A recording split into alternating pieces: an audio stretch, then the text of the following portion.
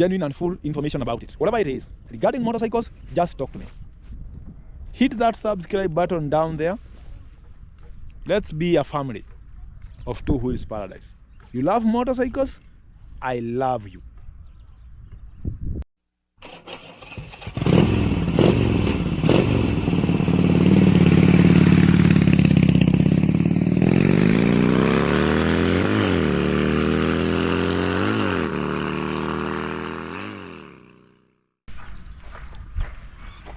Ladies and gentlemen, beautiful ladies and wonderful gentlemen, welcome back to your home of motorcycle content. This is Two Wheels Paradise, Meshak here, and behind me is the Kasarani Sports Stadium. That's Kasarani Sports Stadium. A lot of sports happen here. It is, I think, the biggest sports stadium in Kenya. I do believe so. It's the biggest stadium in Kenya. A lot of things happen around here, including political rallies and stuff like that. Yeah, the reason why we are here today is I always do what I promise. A viewer asked me a question about purchasing a used bike. And I had done this video before, but I don't feel tired repeating things when they are useful. So I want to take a few minutes here and discuss the process of buying a used motorcycle. You see this one I have here? I got this brand new, like 2 weeks ago. And it is now a used bike, okay? And because it is now a used bike, if I was to sell it to someone, there must be a process which is different from purchasing this one from the dealer. The thing is, the moment a motorcycle or a motor vehicle leaves the dealership, gets into the hands of an individual or a company, starts to be used on the highways, it starts to gather something we call history. It starts to gather history. If it has an issue, mechanical issue, that is part of the motorcycle history.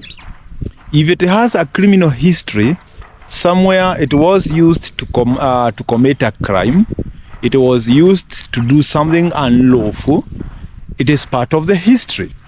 So, for you to purchase this one, you must be willing to purchase the bike with the history, because you might ride this bike somewhere only to realize that Meshak was there a month ago, committed a crime, was spotted by the members of public. They have been using all means to locate him, but they haven't been successful. And now the motorcycle is in your hands. You will carry that cross. Because if I was wearing the full protective gear, including the helmet, nobody saw my face. They only saw the bike and the number plate. They will make you carry the cross for the crime I committed. Okay? They will make you carry the cross for the crime I committed, of which it wasn't part of you. So now, buying a used motorcycle or a motor vehicle, the process is the same. Sometimes people tend to undervalue the impact of buying a used bike, but they happen to be very keen when buying a motor vehicle. You need to understand that these things are the same. They are the same. They are considered the same. They are registered the same. The process of documentation is the same. The transfer is the same. And they get same documents. They have a number plate and a logbook. Same documents, same process. So do not play around with the process of buying a bike thinking that a motorcycle is just a motorcycle. No, it is a motor vehicle. And if anything happens to this one, it can take you straight to prison. So now, without taking much of your time, let me dive in to the process of purchasing a used motorcycle. Let's assume that you saw this bike having been posted online by someone on sale, some online marketplace, or somewhere you just saw it and someone is selling the bike. What do? Before you pay a coin, one coin, a dollar, a shilling, a franc, whatever currency you're using in your country, before you pay a coin, a cent, there is a process that you need to follow. Actually, payment should be part of the last items in that discussion. One, you need to understand who was using that bike. Is it the same person who is selling it? Because you could end up buying a bike that was stolen. So you need to understand who legally owns that motorcycle and who have been using it. Who have been using the bike? Those are questions you can ask verbally and someone is going to give you an answer. But there is one answer you should not always trust. You need to verify with documentation. The question of who owns the bike. Who owns it legally? There is a document called logbook, and there is a system, the government system. For instance, in Kenya, where I am right now, we have our agency called the NTSA, the National Transport and Safety Authority, which registers and documents all motor vehicles and motorcycles, all wheelers. Anything used on the highways is registered by that body. They have the website where you can do what we call vehicle search, motor vehicle search, motor vehicle ownership search. You just go into the system with the number plate, you know the numbers, you search the numbers. There is a little payment of like 500 shillings. Yeah, or consider like $400. No, not $400. $4 actually. Yeah, supposed to be around $4. Yeah, 500 shillings, about $4. Yeah, you pay that money, and then a document is downloaded with all the details of this motor vehicle or motorcycle, the ownership, the make, the capacity of the engine, the color, the year it was manufactured, the year it was registered in the country, who registered that one, which country of origin it came from, the chassis number, the engine number. All those details will be given to you. The moment you search and pay for that service, you get all that information.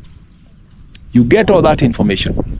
When you get all that information, the second step is go and view that bike. Physically view the bike. And when you physically view the bike, there are things that you need to verify. For instance, these ones. Let me use this bike. If you look at this number plate is reading KMGN 567U. This is what you used in the system to search for the details of this motorcycle. It should bring you something like, it is a Taro. See the name of the bike, Taro. And let me look for that. Yes, GP1 should give you this GP1, and it is a 250cc. Okay, 250cc. The number plate is there, this name is there, and it has to give you the capacity of the bike. It's a 250cc. After that, there is something else that you're gonna get. Let me get rid of that. There's something else you're gonna get. If you look at the engine, there is a side of the engine with a number. There's a side of the engine with a number. This one is so covered, I can't see it, but we have some numbers here. The engine number, they are always on the engine. Engine number. I'm very sure it is also written somewhere else. If you remove this cover, you'll see some engine number written somewhere. It must be there somewhere here. Somewhere here. It is always written. That's the engine number. Something else, it's the chassis number. Can you see the details here? You see that this plate? See that plate? That plate has a lot of information. It is going to give you the brand of the motorcycle, the chassis number, the name of the bike, the kilos, the weight of the bike, the date of manufacture, the capacity of the engine model.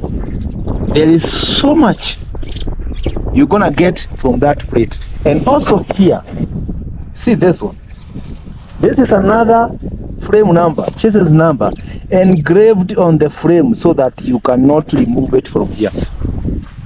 Those are details that you need to have. Those are details that you need to have. And they come with that document that you download from the system. So now when you have that document, you come to the bike and manually confirm that those details are in line. The engine number is the same, the frame number is the same, the number plate on the motorcycle at that moment is the number plate that is registered in the system. You must confirm those details. You do not have a choice. It is not optional. You don't have a choice. It is mandatory. You must confirm. Because if you fail to confirm this one, you will end up buying a motorcycle with this number plate, but the bike is not the one registered under that number plate. You will find a Kawasaki Ninja 250 with that number plate. Someone took this number plate from somewhere and they just plant the whole thing on another motorcycle. If you do not take your time to actually search for those details, you could end up with a Honda bearing that number plate. Okay, you could end up with a Honda bearing that number plate.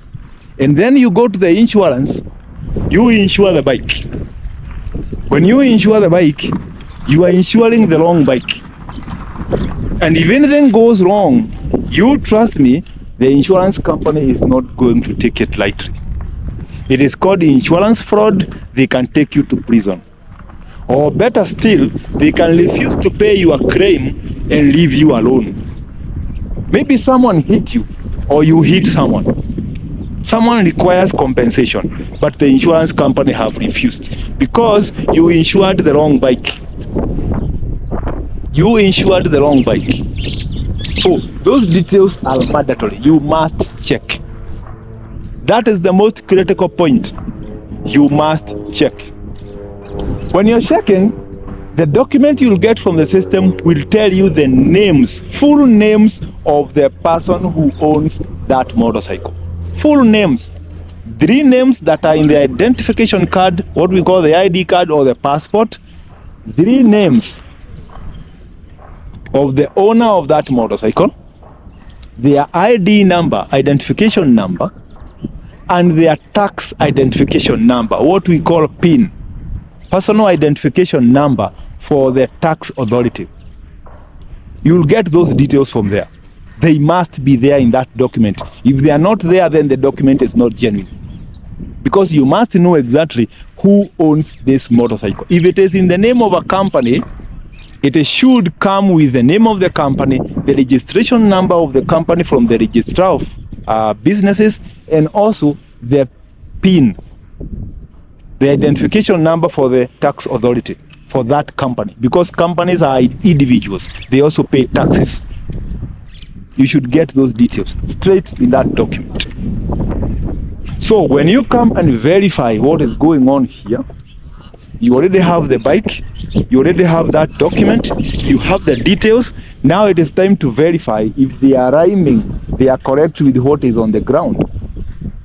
Assuming you get them right, the next process is check the mechanical nature of that motorcycle. Check it. Ask every question possible. Do a test ride. Check everything. Because you could have the documents correct, everything correct, but the mechanical nature of whatever you want to buy is horrible. So you must check. And the best way to check for any defects is to go with a mechanic.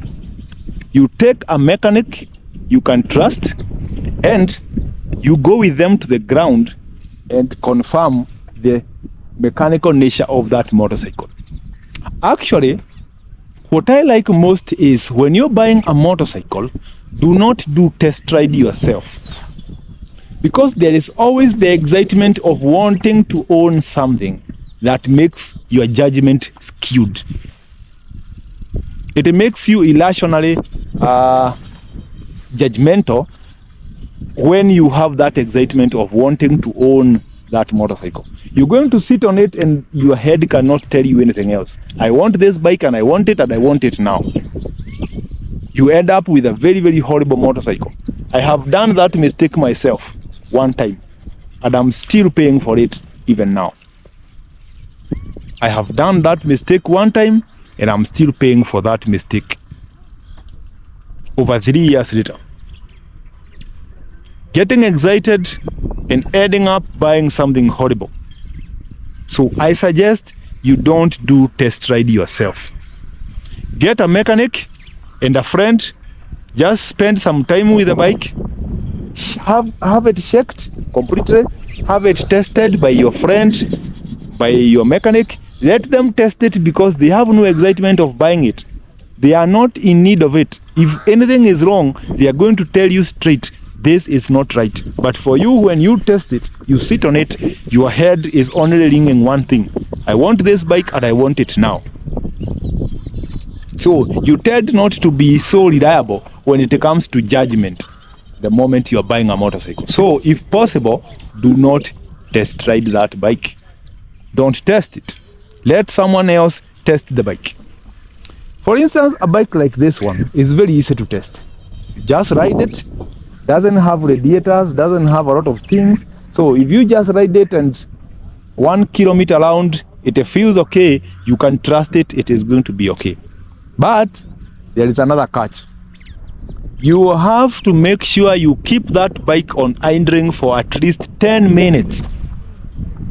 10 minutes of idling, or 10 minutes of riding. Not just one lap, 20 meters, and then you come back and say it's okay. Whoever is testing that bike must test it at least for 10 minutes. 10 minutes. 10 minutes is going to be enough for them to shift from gear 1, 2, 3, 4, 5, 6. It is going to give them time to shift all those gears. They are going to feel how the brakes feel. Speed up to around 80 and 90 kilometers an hour. Somebody is going to feel how the bike is handling. The handlebars, the brakes, the tires, everything. Engine, especially the engine. The only secret you have in testing the engine is keep the bike running for at least 10 minutes straight. If the bike runs for 10 minutes, the engine becomes warm. If there is an issue with smoking, it is going to start smoking immediately. If there is an issue with knocking noises, you're going to start hearing them immediately. After 10 minutes, the engine is so hot, you're going to feel it. Again, if the motorcycle you're riding has a radiator, it's a liquid cooled bike. This one is oil cooled. We don't have the radiator for coolant. If you're you're buying a bike that has a radiator, you keep it on idle for 10 minutes. You can believe me that the fan, the radiator fan, is going to come on. So you're going to see how the radiator behaves, how the fan behaves, how the temperature sensors are behaving. If it has overheating issues, definitely you're gonna realize at that moment. So buying a used bike is not something you just go into a shop and buy or go somewhere, pick the bike and run away. It is a process that should take you not less than 2 days. 2 good days. View the bike, have it tested, and then you take your time. The documents have been verified. You just go and come back again tomorrow. Come back tomorrow. If you still have the need to buy that bike, if you still feel you want it, come back tomorrow and test it again. And if the seller is not comfortable with you testing the bike for the second day, leave it and get another one. because there must be a reason why they do not want you to test it for the second day. So don't see the bike today and buy it today. You see it today, you take the copy of the logbook. Someone should give you the copy of the logbook so that you can go to the system and search. If they don't want to give you the copy of logbook, just take the numbers registered there, go to the system, use that number to search. When you come with the document, they must come with the original logbook, so that you are verifying what is on the logbook with what you came with from the system and what is on the bike. Those three things must go hand in hand: the original logbook, the motorcycle, and the document you get from the system. If they are together, fine. If you check the bike and mechanically it is okay, fine. The part of paying for that motorcycle is the most tricky one, because you could end up paying and then you get shortchanged. So what happens is, when I am paying for this bike, someone must be ready to transfer the bike in that government system from their name to my name. They must be ready. They must be ready. You already verified that the system is reading their names. The person you have here has an ID card. You take that ID card and confirm the names are the same names. And if someone is selling on behalf of someone else, there must be authorization that includes a lawyer to sign that this bike is sold on behalf. On behalf. Maybe someone is not in the country, maybe someone is somewhere else. For some reason, someone is not physically available to transfer that bike to you or give the bike physically to you when you pay. There must be a lawyer involved to verify that this agreement is genuine, and if anything goes wrong, someone can be taken to court legally. Legally. So, you have checked the mechanical, the bike is okay. You have checked document-wise, the bike is okay. You already know the owner of that motorcycle. You have already asked the questions of who was riding that bike. Someone should be able to confirm, I am the one, at least from a photo or some video or somewhere, someone can confirm, I have been riding this bike. Okay? I have been riding, because you don't want to buy a bike that has been asleep somewhere for 3 years. Maybe it committed a crime. It was kept in some room for 3 years to just let the environment cool down. Let the police search for it until they are tired. Let the members of public forget the number plate. Maybe it was kept for 3 years by someone after committing a crime with it. You don't want to buy a bike that has been asleep somewhere unless you can confirm why it has not been used for those years. If it is not in use for 1 year, that's questionable. Questionable. There must be a reason why it was not being used. Unless someone can confirm to you the whole reason why they were not riding that bike, you should not be quick to buy it. But a bike that has been on the highways, you know very well it has been used, and if anything has been wrong, you can be able to trace the person who sold the bike to you and give them to the authorities. Because you might buy a bike that committed a crime last week. There is no way you can verify that. But if someone comes and confirms that this bike committed a crime and we are searching for it, you will be very quick to tell them, I bought that bike yesterday and this is the sales agreement. Because when you get to the point of paying for that bike, you must sign a sales agreement. Even if it is just a piece of paper you tear from a book and then pick a pen and write, I have bought this bike from so and so on this date, and this is my witness. The ID numbers are there, the engine numbers are written, the logbook registration numbers are written there, and then it is signed by the seller, the buyer, and some witnesses. That document is very, very important, because it is the only way you can prove you bought that bike yesterday and not last week when it was involved in a crime. That's the only way you can exonerate yourself from that burden of a crime. Okay? So make sure before you pay, you have signed that agreement. When you sign the agreement, the logbook is given to you. Someone goes to the system to transfer. But before they transfer, they will demand you to pay the money. Definitely it is time now for you to pay. You have the motorcycle here. All the keys, if it comes from with 3 keys, ignition keys, you must get them. Get the ignition keys, get the bike with everything that is coming with. The logbook is in your hands. You have signed a sales agreement with witnesses. ID cards have been done, photocopies, and attached to that sales agreement. Now it is time for you to pay. Never ever pay for a motorcycle using cash. Don't pay cash. For whatever reason, don't pay cash. Cash money, no. Make sure there is wire transfer. Whether it is through mobile transfer, because like in Kenya right now, you can send, I think, up to 500,000, $500,000. Maybe this bike is 390 something, 390. You can pay one time using money transfer.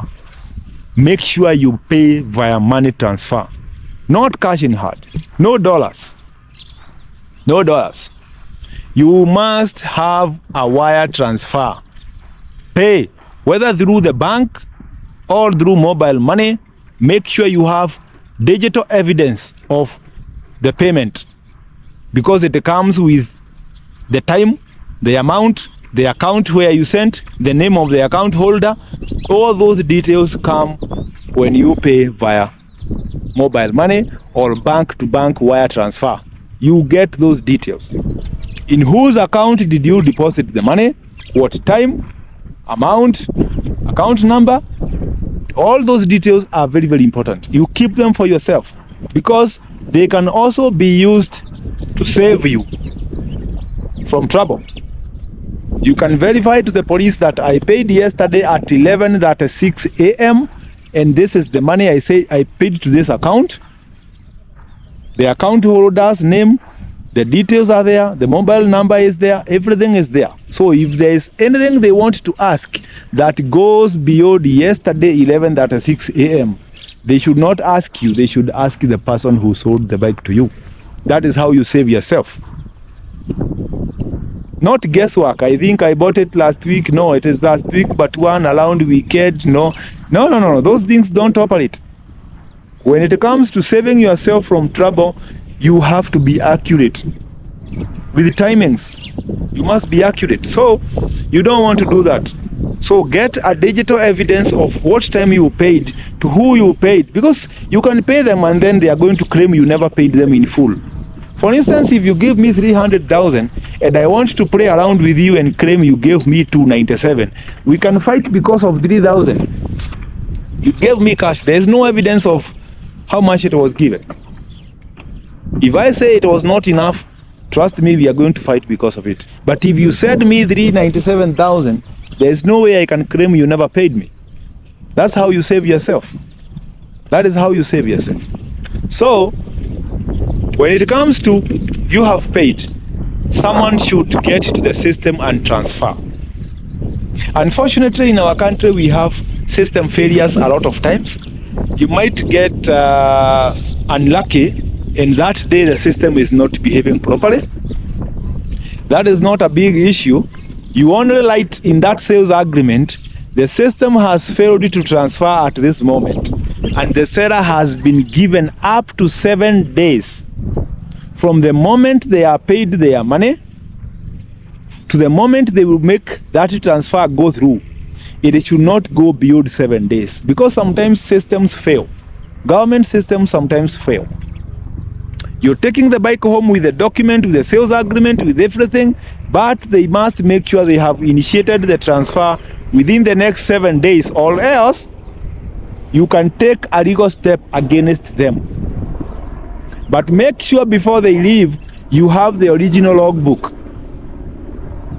When you hold that logbook in your hand, don't give it back to them for whatever reason. That one is your document, your keys and everything are your properties. The bike is in your hands because you have already paid for it. It is your bike. They should not even sit on that bike again. If they wanted to have a last ride, they should do the last ride before you pay. But the moment you pay for it, there is no testing, there is no last ride, there is nothing. They have no business with that motorcycle. Zero business with that motorcycle. What you do as the last item is taking a photo. You must take a photo of you and the bike, the owner with the bike. Have someone take a photo of you together when you buy that bike. Have a photo of you people transacting. Even when you people are paying money, test riding, whatever it is, make sure you are taking photos. You should have a lot of photos for that transaction. The moment you come to view the bike, take a photo of it. The moment you pay for it, you're taking photos of that environment where you are. The people who are there, take photos of them. Nobody should feel uncomfortable when their photo is taken during that transfer. If they don't want a photo taken, then be very sure there is something suspicious about this individual. Stop that transaction at that moment and ask the question of what is wrong. If someone doesn't want their photo taken, then it means there is something wrong. There's something wrong. You should take that photo for your own evidence. So now when it gets to the time you want to leave with that bike, you go straight home. You go straight home and you deposit that logbook to the safest place you have in your house. Just keep that document far away from the motorcycle. You don't just run around with the motorcycle together with the logbook in your bag. It is very dangerous. Straight home, make sure that logbook is kept somewhere safe, away from the motorcycle. Away from the motorcycle. They should not be close together. Don't keep them together. Anything can go wrong. These days people are so crafty. If they steal the bike and they can hijack you, someone can hijack you and take the bike together with the document. They can go and modify anything they want, give it another document, give it whatever, they can just play around with it and you'll have no way of tracing that bike. So when you get that document, you get the bike, go straight home, keep that logbook far away from the motorcycle, somewhere very safe, and then pick the bike and take it to the garage. I don't want to trust anyone on what they said about the service the last time they did service. Don't listen to those stories. I did service last week. Don't listen to those stories. Take that bike straight to your favorite garage and have it serviced.